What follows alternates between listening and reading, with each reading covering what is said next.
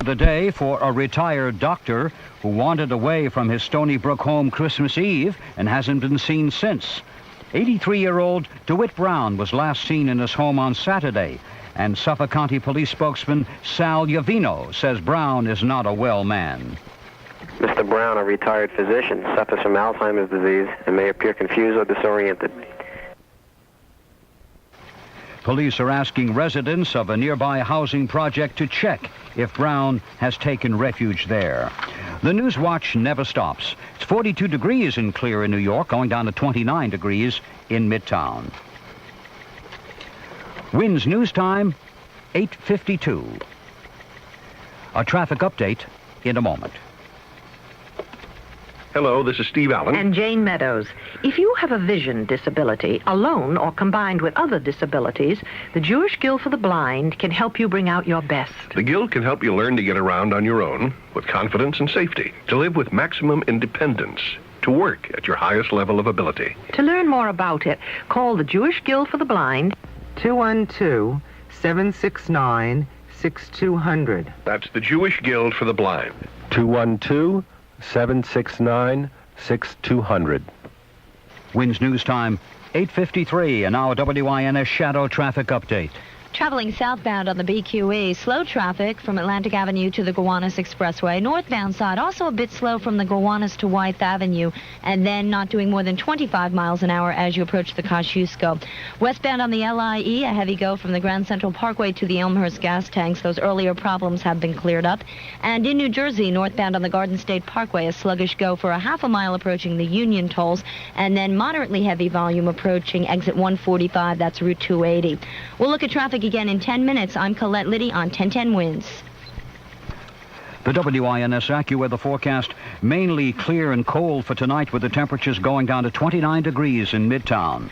Tomorrow, Monday, plenty of sunshine, still chilly with a high 38 to 43 degrees. And for Tuesday, a mix of clouds and sunshine, the high 38 to 43 degrees. It's 42 degrees now and clear in New York, the humidity 45%. 42 degrees going down to 29 degrees in Midtown. A radical Palestinian group says it will release 2 French girls held captive for 13 months. A spokesman for the Fatah Revolutionary Council describes their release as a Christmas present to the world's children, but he declines to set a date for their freedom. At a Beirut news conference, he showed videotapes of the girls, aged 6 and 7, with their mother and 5 Belgian hostages. They apparently will not be freed. Yasser Arafat is predicting that a Palestinian state will soon be established on Israeli-occupied land. In the interview, Arafat was asked what would happen to the some 70,000 Jewish settlers in the occupied territories if they came under Palestinian control. He indicated that may not be a problem, claiming that the ongoing Palestinian uprising has driven many away, that only about 16,000 settlers remain. Correspondent Gary Bortel says the PLO chief made his comments in an interview with a West German magazine, Der Spiegel. Arafat is calling for a special Mideast peace conference to include the 5 permanent members of the UN Security Council. He says the conference should set the borders of Palestine, which would include the Israeli-held West Bank and Gaza Strip, as well as a corridor linking the two, and Arab Jerusalem as its capital. WINS News Time, 8:55. The Washington Post reports traces of cocaine were found in the hotel room of a former city employee who was repeatedly visited by Mayor Marion Barry. Quoting an unnamed government official, the paper says Barry visited the room at least 6 times in the past week. Former city worker Charles Lewis occupied the room for nearly a month. Both he and Barry denied any involvement with drugs. The probe was sparked by a complaint from a hotel maid who says Lewis offered to sell her cocaine. In Franklin, Tennessee, it was a somber Christmas. A tornado Saturday morning killed 1 person, injured 15 more, and destroyed 20 buildings. Relief worker Louise Bates says you have to help people, whether it's Christmas or any other day. I haven't found it to be difficult. I just feel like when the people's needs are there, you just don't think about the day, you just think about the people. Authorities estimate the damage to houses at $3 million. Forecasters say that while wintertime tornadoes are unusual, They're not unheard of. In Washington state, some people are spending their holiday helping to save some birds who got caught in an oil spill. A barge lost 70,000 gallons of oil last week near ocean shores. More than 300 birds were brought in for cleaning at a rescue station yesterday. But despite the rescuers' best efforts, at least 200 birds have died since the spill began. Christmas shopping doesn't normally include a new home, but perhaps it should. Few families want to move during the winter for lots of good reasons.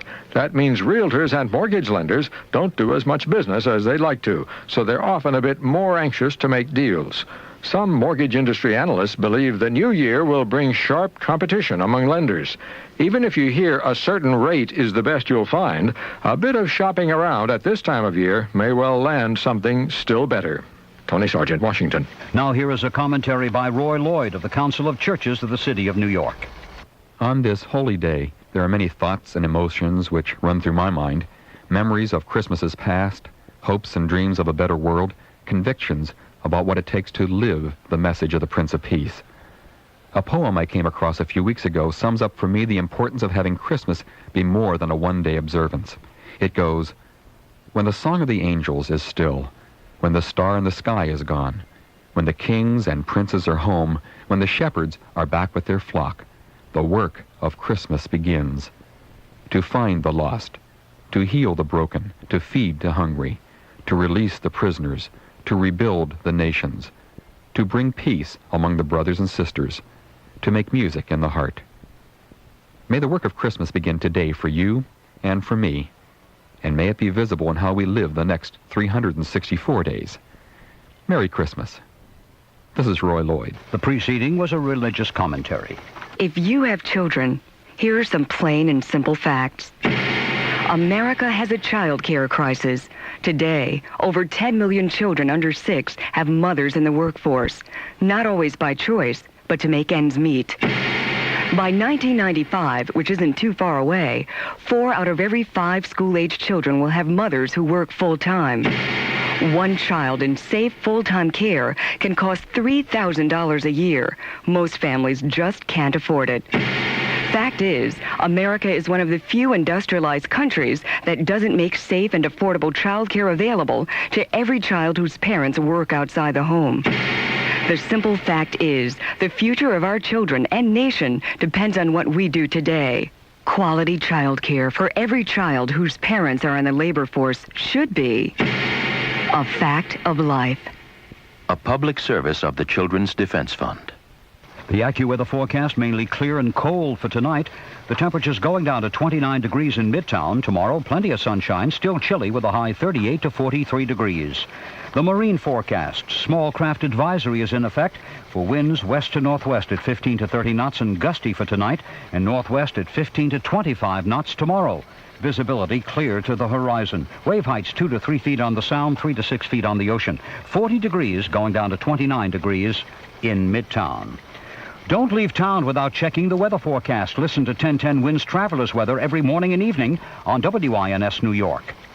Group W, a Westinghouse broadcasting station, serving New York, New Jersey, and Connecticut in AM stereo. All news, all the time. This is WINS. You give us 22 minutes. We'll give you the world. Good evening. 40 degrees at 9 o'clock on this Sunday, December 25th. I'm Palmer Payne. Here's what's happening. 1,300 homeless New Yorkers enjoyed a free Christmas dinner at an expensive Manhattan hotel. An Episcopalian church official blames Mayor Koch for higher numbers of homeless. Christmas in Lockerbie, Scotland was observed briefly amid the search for more victims and a possible cause of the jumbo jet crash last Wednesday. Former Texas Senator John Tower, in line to become defense secretary, says America might need a second manned bomber. Murder and suicide are suspected in the Christmas morning shootings of a couple in Brooklyn. A Nyack, New York woman suspected of killing her husband and 2 children is expected to plead insanity. In sports, Washington State beats Houston in the Aloha Bowl. Utah Jazz rout LA Lakers in NBA play. AccuWeather tonight, clear and cold. Tomorrow, plenty of sun, but still chilly. It's 40 degrees, clear in New York. Now the WINS Shadow Traffic Report. In Midtown, Fifth Avenue is sluggish from the 60s to the 40s. Lots of people enjoying a look at the tree at Rockefeller Center. The southbound BQE is slow from Atlantic Avenue to the Gowanus. Northbound side, busy from the Gowanus to Wythe Avenue, and then heavy again as you approach the Kosciuszko. West along the LIE, heavy traffic from the Grand Central Parkway to the Elmhurst gas tanks. Those earlier problems have been cleared up. And the Port Authority is reporting a minor wait in both directions at the Lincoln and Holland tunnels and George Washington Bridge. And for tomorrow, Sunday parking rules will be in effect. Another update in 10 minutes. I'm Colette Liddy reporting on 1010 Winds. Winds News Time 9:02.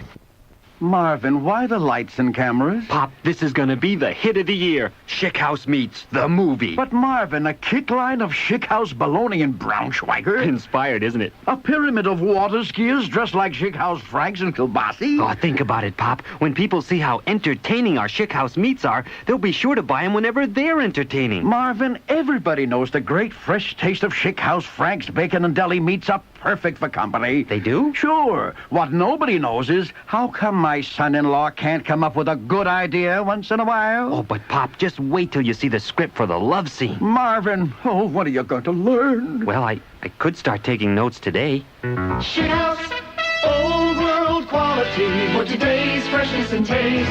Great tasting holiday deli platters always start with a fresh taste of Schickhouse, and this week you'll find Schickhouse bologna, Braunschweiger, beef franks, and meat franks, all specially priced at your local Food Town stores. Winds News Time 9:03. Americans chose a variety of ways to mark Christmas 1988. In the middle of Manhattan, an upscale hotel was the site of a charity dinner for 1,300 homeless New Yorkers.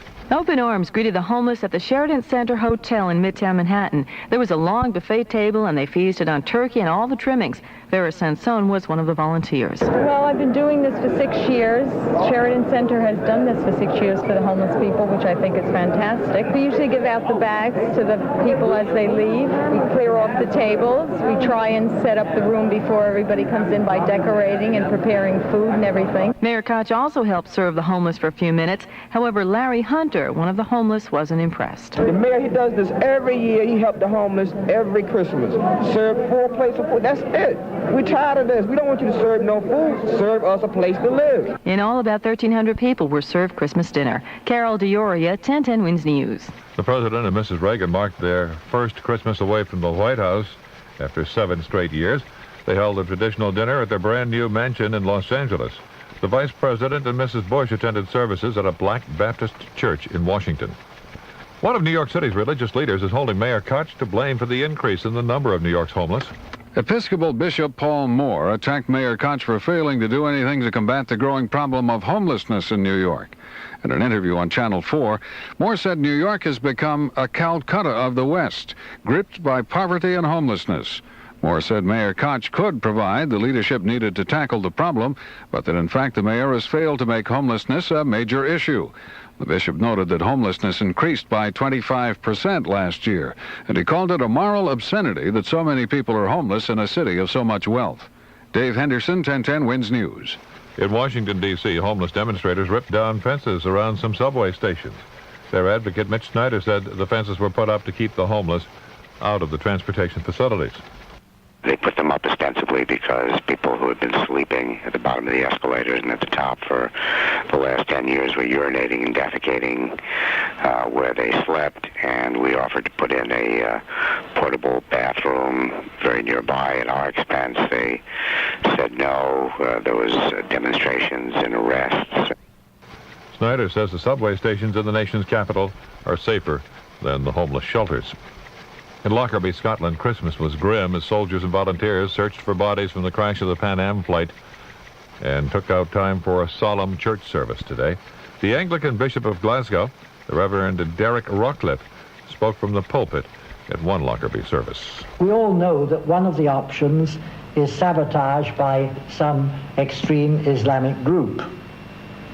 If that should turn out to be the truth, we have got to do the difficult task of forgiving them. Speculation continues the plane was the target of terrorist bombing. The former head of the Federal Aviation Administration of Washington, Donald Engen, speaking on ABC's This Week broadcast, says the evidence is mounting. I think it certainly points in the direction of sabotage, but I'm not prepared to make that decision yet. In any accident investigation, I think we have to go in with an open mind and positively identify what caused it, but it certainly does look like sabotage. A top official of the FBI has issued a rare denial, disregarding one report that the Central Intelligence Agency's station chief in Beirut, Lebanon, was aboard Flight 103. WINS News Time 9:06. The U.S. Coast Guard has called off search for the pilot of a private plane that went down the day before Christmas in heavy fog approaching Sikorsky Airport in Bridgeport, Connecticut. The pilot, 53-year-old Zygmunt York of Orange, Connecticut, was the only person on the plane. Before the search ended, a Coast Guard spokesman, Mark Ensminger, said some wreckage might have been found. A set of wheels that are of the type from this type of aircraft have been located, but they have not been identified positively to be from this aircraft. Ensminger said the missing plane took off from Bennington, Vermont. John Tower, the former senator who is President-elect Bush's choice for Secretary of Defense, says he's not willing to rule out the need for development of a second manned nuclear bomber. Tower says the B-2 might be expensive, but the expenditure would be worth it in the long run. You go with what you have. What we want to do is to deter the Soviets from ever thinking the unthinkable, that they could launch a nuclear attack against the United States with acceptable losses to themselves. And that's why we developed these systems that give us this enormous retaliatory capability. Tower spoke on the CBS News broadcast Face the Nation. Well, Iran has kicked off its snow skiing season with segregated slopes, or at least segregation on the slopes. Islamic law dictates strict separation of the sexes in public activity, in which women do not wear veils. So at one mountain resort just north of Tehran, the Iranians going skiing find 4 slopes for the men and 2 for the women. A newspaper chain reports the Savannah River nuclear weapons plant will not be back in full service as soon as the government was hoping. Morris Communications newspaper says the South Carolina facility's 3 reactors may not be fully operational until late next year. The story cites an Energy Department report. Earlier, the department had said it wanted the Savannah plant back in operation by next spring or the middle of summer 1989. AccuWeather forecast tonight, mainly clear and cold. Temperatures dropping to 29 degrees in Midtown. Tomorrow, plenty of sunshine, but still chilly, high 38 to 43. Tuesday, some times of clouds and sunshine with a high of 38 to 43. AccuWeather long-range forecast for Wednesday, mostly cloudy and mild chance of rain, high 47 to 52. Thursday, clear, breezy, and colder, high 45. It's 40 degrees, clear in New York, humidity 48%. Wind west at 15 miles an hour, repeating the current temperature, 40 degrees, going down to 29 in Midtown. Listen, I just figured out how we can get Mom and Dad to get us the IBM PS2 Model 25 we want. How? Well, easy. First, we convince them that they need a Model 25. Huh? For their taxes, their finances. Oh. Well, then we hit them with the, you have an IBM computer at the office, so you should have an IBM at home argument. Oh, I still don't know if that's... Oh, then we pull out the big guns. See this ad? Read it. The Bring Home More Than You Pay For offer on the PS2 Model 25 through December 31st. Well, they gotta get us one now. Sure. See, there's up to a $3,500 instant IBM credit line for qualified buyers with no payments or interest until February. Oh, I can feel the keyboard. And there's free Microsoft Word. Plus up to $100 in rebates for selected options. Oh, I like options. And when they bring the Model 25 home, we'll put it in my room. Your room? No, you mean my room. No, I mean my room. You mean my room. I'm the oldest bigger room. My room. For complete information on the PS2 Model 25, contact your IBM authorized dealer today. Now, a WINS shadow traffic update. If you're traveling in New Jersey, Route 80 is moderately heavy both ways, passing Route 23 because of volume. The northbound BQE, heavy from the Gowanus to Wythe Avenue, then not doing more than 25 miles an hour as you approach the Kosciuszko. Southbound side, slow from Atlantic Avenue to the Gowanus, and that's all due to volume. And for tomorrow, Sunday parking rules will be in effect. More traffic in 10 minutes. I'm Colette Liddy on 1010 WINS. WINS News Time, 9:10. In Brooklyn, police say it may have been murder and suicide that ended the lives of a married couple Christmas morning. Neighbors of Sonia and Joseph Henschke say the couple was devoted to one another and that Joseph had been very ill with cancer. One woman who lives 2 doors down from where the Henschkes lived on Van Sicklen Street in the Gravesend section of Brooklyn say Mrs. Henschke had been caring for her husband. They were very good. They were very compatible, I think. They never went without one another. Police say a fire was set in the Henschke's apartment, and when firefighters arrived, they discovered the Henschke's bodies. Lori Madden, 1010 Wins in Brooklyn. Wins News Time 9/11. The Rockland County prosecutor expects an insanity defense from the 31-year-old Nyack woman who allegedly killed her husband and their 2 young sons. Lillian Moore Rotella has been recovering from a self-inflicted knife wound at Nyack Hospital, and a lawyer entered a not guilty plea during a bedside arraignment on Christmas Eve. Prosecutor Kenneth Gribbett says he has a long, rambling suicide note written by the woman in which she admitted the killings. Gribbett says the contents would support a plea of not guilty by reason of insanity. The director of the New York City Mayor's Force on Child Abuse says youngsters are dying because of the entrenched bureaucracy in city abuse prevention programs. Vincent Fontana says inadequate funding and poor communications add fuel to the fire. Some recent, well-publicized child killings have focused attention on Fontana, who says Mayor Koch must make fundamental changes in the way that the city protects youngsters from abusive parents if future killings are to be prevented. In Figueres, Spain, surrealist painter Salvador Dali returned home Christmas Day after being hospitalized for 3 days with intestinal bleeding. His doctors say the 84-year-old artist was released from the hospital because his condition has improved. Dr. Juan Garcia San Miguel says the painter's health is good despite his advanced age and some other ailments. Benjamin Franklin probably didn't have this in mind when he went out to fly his kite, but a new use for old-fashioned electricity may soon replace steroids for athletes looking for a legal shortcut to a gold medal. In the future, American athletes may be wired to a wall socket. Researchers have found that jolts of electricity right into certain muscles can provoke contractions and, in a short amount of time, increase strength, all without the use of illegal drugs. John Bascom reporting from Washington. A new game that barely got into some stores in time for this holiday season brings reality to diversion and a sense of I told you so to some who might have made money selling it. It's called World Bank, and it deals with problems third world nations have handling their horrendous debt to lender countries. It's been invented by Gwen Hallsmith, a county planner in rural Massachusetts near the Vermont state line. She says it's a very political game dealing with real-life things like death squads and foreign aid, economic recovery and recession, cartels and alliances. Hallsmith says traditional game companies turned her down, saying they developed their own games. One even warned her not to send a sample because his company would steal the idea. She put up $30,000 of her own to produce and market World Bank, and it's selling out in those New England shops that are the first to stock it. I'm Milt Fullerton. Wednesday News Time, 9:13. Checking the AccuWeather forecast, mainly clear and cold tonight. Temperatures dropping to 29 in Midtown. Tomorrow, plenty of sun, but still chilly, high 38 to 43. Tuesday, times of clouds and sun, high 38 to 43. Right now it's 40 degrees, clear in New York, humidity 48%, wind west 15 miles an hour. Repeating current temperature 40 degrees, going down to 29 in Midtown. If you have children, here are some plain and simple facts. America has a child care crisis. Today, over 10 million children under 6 have mothers in the workforce, not always by choice, but to make ends meet. By 1995, which isn't too far away, 4 out of every 5 school-age children will have mothers who work full-time. One child in safe full-time care can cost $3,000 a year. Most families just can't afford it.